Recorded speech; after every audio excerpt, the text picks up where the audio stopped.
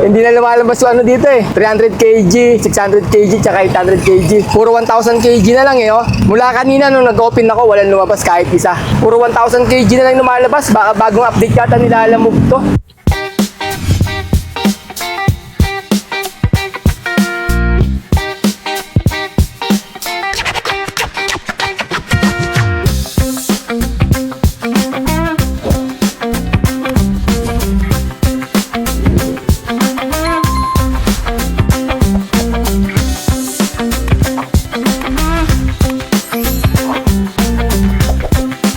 Good day mga pards! Today is another booking day na naman tayo. April 10 ngayon, Friday, 2026. Time check, 9:49 AM. First booking namin from Nagkaisang Nayon going to Manila sa halagang 757. Ang layo ng pickup location ay 2.9 km. 1,000 kg to. Papunta na kami sa may pickup location. Tay, may magandang balita ako sa'yo. May bagong update si Lalamove. Alam mo na kung ano yon? Hindi na tayo pwedeng kumuha ng 300 kg, 600 kg, tsaka 800 kg. 1,000 kg na lang. Hindi na lumalabas yung ano dito eh. 300 kg, 600 kg, tsaka 800 kg. Puro 1,000 kg na lang eh, oh. Mula kanina nung nag-open ako, walang lumabas kahit isa. Puro 1,000 kg na lang lumalabas. Baka bagong update yata nilalamove to. Ito mga parts, yung booking namin, may surcharge siya na 116 o yung high demand. Talagang ano niya, pamasahe niya, 581 lang. Nadagdagan ng 116 plus priority fee, meron din siya 58, nagdagdag ng 58 pesos yung nag-book. Kaya umabot siya ng 757 yung pamasahe niya. Pick up tayo mga parts, first booking. Yan yung pick up natin. Mga kahoy yata to, pang cabinet. Yan yung pick up natin mga parts. Oh. Picturean natin. Okay, na-pick up na namin yung first booking. Papunta na kami ng drop-off location. Ang layo ng drop-off location ay 15 km. Alright, let's go! Quirino Highway, check tayo mga birds. Parang lalong lumalala yung traffic dito ha. Habang nagmamahal ng gasolina at diesel ha. Walang kabuhay-buhay itong kalsadang to. Wala ang lalagusan dito ay saka dumaan traffic eh. Tapat tayo ng Petron mga birds. Yung diesel nila 146.90, XCS 96.40, Extra 94.40. Ganun pa rin. Hindi mo agad maramdaman yung pagbaba, piso lang eh. Ganun pa rin yung presyo. Yung mga ganyan, yan. 139 pa rin. Parehas pa rin yan. Ganun pa rin. Yung sa Uno, fuel. So pwede na yun. Wag lang tumaas. 3 piso yung... At least na-stable siya sa ganyang presyo. Kung araw-araw tumataas, di lalo ka ng pahihirapan. At least yan, alam mong hindi tataas. Kasi ang sabi, bababa eh. Pababa na rin, sabi niya. Dahil nagano na nga, di ba, ceasefire sa ibang bansa. Yung putukan, tigil. Nang 2 linggo, mag-uusap. Sana magkasundo na para tuloy-tuloy yung pagbaba ng diesel. Ito, Jetty, oh, 129, no? 129.90 sa Jetty, mga parts. Diyan tayo mamaya, dumaan. 129 lang yung diesel, mababa yung diesel niya. Ayun mga parts, nakatawid na kami ng Mindanao Avenue C5. Papunta na to ng, ng Sangandaan, Project 8. Medyo maluwag-luwag na rito paglagpas ng Mindanao Avenue. Hindi kami bumiyahe kahapon kasi holiday. April 9, araw ng kagitingan. Saka pakibati na rin ako. Birthday ko kahapon eh. Nagkulong nga ako sa bahay, nag-edit ng video. Tatago eh. Walang pera eh. Naubos kaka-rides mga birds eh. Kaya si tatay hindi sama-sama eh. Kasi baka maubos daw yung budget niya. Sa bagay mga birds, alam nyo dati, wala naman talaga yung mga 300 kg, 600 kg, tsaka 800 kg na pumapasok sa apps ng 1,000 kg. Pero dati yun, nung mababa pa yung diesel nun. Kaya okay lang. Kaso ngayon, isinabay niya sa taas ng diesel eh. Yung pagtanggal niya ng ibang kilogram sa apps ng 1,000 kg. Kaya medyo mahirap. Naalala ko lang, di ko na matandaan kung kailan in-update na ganun na pumapasok. Para matagal na rin, taon na rin nakalipas. Naalala ko pa, 1,000 kg lang yung talagang nakukuha namin dito. Kumbaga, kailangan ng driver na makapagsabay, makapag-double booking. Tinanggal niya agad. Dapat hinintay niya muna magbaba yung diesel. may balik sa dati. Bago siya nag-update ng ganito. Para ba makaka-discard yung driver? Di ba hirap na nga, dami na nga nagreklamo dahil nga taas ang diesel, hirap na kumita. Binawasan niya pa ng kumbaga yung pwedeng maging diskarte ng driver. Pangit din kumbaga saan. Talagang pinahihirapan niya na yung mga driver. Halos kalahati na mga parts, 50% na yung hindi lumalabas kay Lalamove. 11:30 mga parts, dumating tayo sa may drop-off location natin. Ayun na, nilababa na nila sir. So, kaway kayo. Sir, nag-vlog ako sir sa YouTube sir. Dito na kami. Mag-swimming sila sir, swimming. Ito yung mga ano nila oh, gamit sa swimming. Ayun mga parts, may lumabas oh, 600 kg oh. Tapos 300 kg. Tapos 800 kg. Baka nagloko lang yung apps nila, alam mo, siguro. May 3 piraso na ano rito, 600 kg, 800 kg, tsaka 300 kg. May lumabas na mga parts. Yung si tatay mga parts, bibili ng ulam. Hindi ko sigurado eh kung ano eh. Ayun, may lumalabas na nito mga parts oh. Pero mula kanina, ngayon lang may lumabas na 300 kg, tsaka 600 kg, tsaka 800 kg mga parts. Hindi ko alam kung nagloloko lang yung apps nila, alam mo. Baka nagloloko lang to. Meron siyang bug sa apps niya, yung system. Update ko na lang kayo mga parts kung magtutuloy-tuloy na may lalabas na mga mabababang kilogram. Time check, 1:14 PM. Meron na kaming second booking. From Manila going to Manila sa halagang 403. Ang layo ng pickup location ay 550 meters lang. 1,000 kg to. Papunta na kami sa may pickup location. Ang hirap kumuha ng magandang pamasahe mga parts. Nakakano na kami ng tatay. Mag-isang oras na yata kami nag-aabang.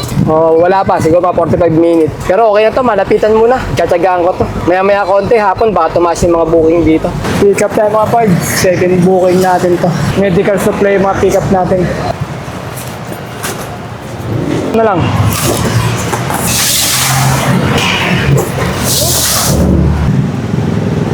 Yun. Okay, na-pick up na namin yung second booking namin. Papunta na kami ng drop-off location. Ang layo ng drop-off location ay 2.7 km. Alright, let's go! Diretso na mga parts. Malapitan lang naman to eh. Hirap kumuha ng kasabay pagka pare-parehas 1,000 kg. Baka mamaya puno eh. Makaka-cancel lang yung booking natin pagka marami yung ipapadala. Ito kalahati lang, wala pang kalahati oh. Problema nga, 1,000 yung sasabay natin. Ang hirap maghanap ng 300 kg ngayon, tsaka 600 kg. Bihira lumabas. Maraming booking mga parts. Kaso, mabababa yung mga pamasahe niya. Yung mga surcharge niya, mga maliliit lang. Mababa yung mga high demand niya. Maya-maya, tingin tayo. Kaya nga, kinuha ko muna itong malapitan para makabalik tayo kaagad dyan. Parang hirap kumuha ng diskarte ngayon dito. Kahit maraming booking. Kanina may lumabas eh. Manila to San Pedro lang. Priority booking, 2,200. Naunahan ako. Sa iba binigay mga parts, sayang. Simula nun, wala na ako nakita maganda na booking na lumabas eh. Purong papangit na ng mga pamasahe niya. Katapos nun, tinatagalan na ako. Kaya kumuha muna ako ng malapitan para makabalik agad dyan. Drop off tayo mga parts, second booking. Bababa na yung mga sinasalin lang sa may kabilang L300. Yung mga items. Sila rin? Eh bakit sir, pinabook pa? Ewan mo, sila kasi mismo nagbibigay. May tip tayo na 50 pesos mga parts sa booking na yun, second booking. Bali 300 na yung tip na nakuha natin. First booking 250, nakakuha tayo ng tip na 250. Kaya meron na tayong 300 pesos na tip. Time check, 1:49 PM. Meron na kaming third booking. From Manila going to La Loma sa halagang 531. Ang layo ng pickup location ay 1.4 km. 1,000 kg to. Papunta na kami sa may pickup location. Pick up tayo mga parts. Pangatlong booking. Ayan, pick up na. Ayan lang sir sa piraso. Opo. Video ko lang Sa'yo na. para kay sir. Akin na, Evan, yung Tsura natin. Okay, na-pick up na namin yung pangatlong booking namin. Papunta na kami ng drop-off location. Ang layo ng drop-off location ay 5.3 km. Alright, let's go! Masikip yung pick up natin mga parts. Masikip yung lugar nila. Yung kabila niyan, Moriones. Nandito tayo sa may Conchoy Street eh. Pero nakakadaan naman. Tapos lalabas ulit tayo ng Moriones. Via Santa Maria Street tayo dadaan. Okay lang. Kahit na masikip, bigayan lang. Kasya naman eh. Oh. Ganito talaga din sa may Tondo Moriones eh. Medyo masikip yung mga papasukan mo iskinita pagka may pick up ka mga parts. Subukan muna namin ni tatay yung ganito muna pa isa-isa malapitan. Testing natin mga parts kung kikita tayo sa ganitong diskarte. Kasi mas tipid tayo sa diesel eh pagka malapitan lang yung mga kukunin natin. Maraming booking dito sa Manila eh. Pag lumayo tayo, ang hirap magsabay-sabay. Parang bihira lumabas yung 300 kg tsaka 600 kg. Puro 1,000 kg kadalasan lumalabas. Pero sa lugar namin kanina, halos wala talaga kahit isa. Walang lumabas mga parts na 300 kg tsaka 600 kg. Puro 1,000 kg lang. Dito na nasa Manila na ako, may lumalabas. Pero hindi gaano marami, kaya ang hirap magsabay. Andun si tatay sa likod mga pards. Hinahawakan niya yung bonsai na ilalagay daw sa aquarium yan. Mga tumumba kasi mabali. Yung camera ko, itatago ko muna. Delikado dito mga pards, delicate eh. Baka biglang may humablot ng camera natin. Naka-open pa naman yung mga bintana ko. Gawa ng mainit. Nagtitipid kami, hindi kami gumagamit ng aircon. Drop off mga pards, third booking. Ilalim lang daw sir yan. Nababa na yung bonsai. Teka yung paa. Kahoy na, ito. Ano na lang Time check, 2:46 PM. Meron na kaming pang-apat na booking from Caloocan South going to Bahay Toro sa halagang 664. Ang layo ng pick-up location ay 1.4 km. 1,000 kg to. Papunta na kami sa may pick-up location. Pick-up tayo mga pards, pang-apat na booking natin. Yan yung pick-up natin, mga plate. Ilang ano kayo, sir? Isa lang? Ito lang. Wala nang kasama? Ikaw pa mag-receive doon, sir? Oo, kami na lang. Kayo rin? Time check, 3:10 PM. May nakuha kaming pang sabay, pang double booking namin mga pards. From Caloocan South, going to Kulyat sa halagang 429.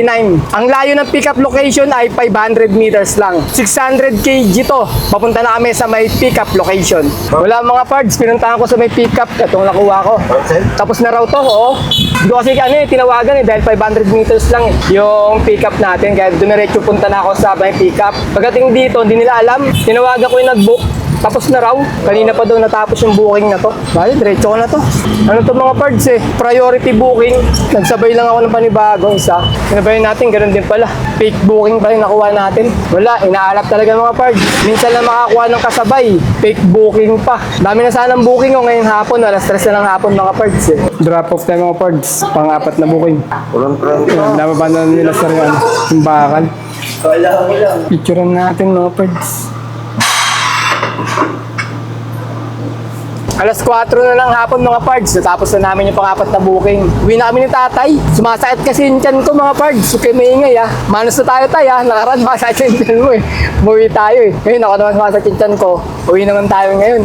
Wala mahirap na Baka dito tayo abutin sa amin. Kaya nga kumuha ko ng booking na papauwi na sa amin. Malapit na sa amin to mga pards. Ayan 6 km na lang sa amin mula dito mga pards. Lapit na namin. Tignan natin mga pards kung may sinobra pa kami kahit pa paano. Kasi may nakuha naman kami na 300 na tip Magano na lang tayo kasi pauwi na rin kami. Mag-income reveal na lang tayo mga pards.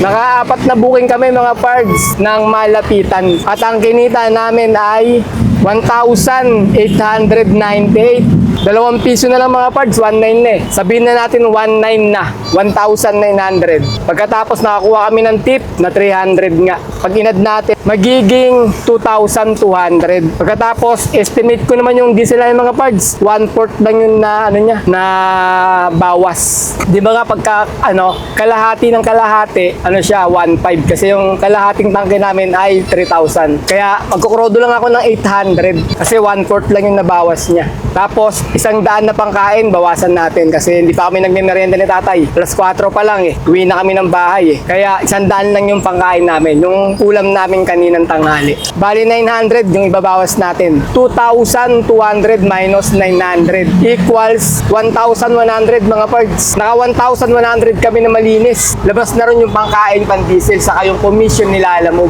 Ayun na lang mga pards kasi masama yung tiyan ko. Uwi kami ni tatay ng bahay. Mas maganda sana kung dumire-diretso pa kami ng biyahe kasi alas 4 pa lang naman. Ayun, kita-kita na lang ulit tayo sa mga susunod ko pa mga video. Maraming salamat!